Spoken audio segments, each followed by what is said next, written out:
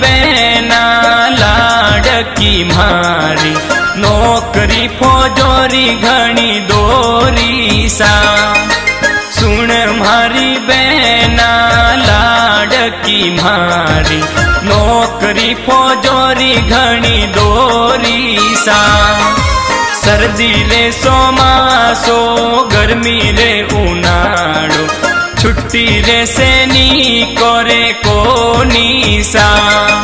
सर्दी रे सोमासो, गर्मी रे उनाळो, छुट्टी रे सेनी कोरे कोनी सा।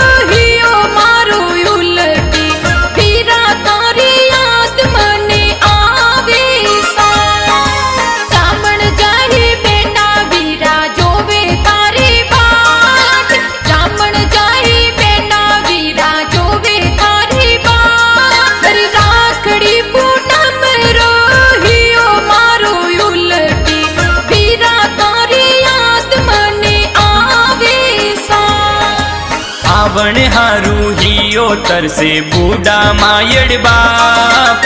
आवण हारू हियो तरसे बूढ़ा मायड़ बाप। नैना नैना घर में छोटा रे टाबरी।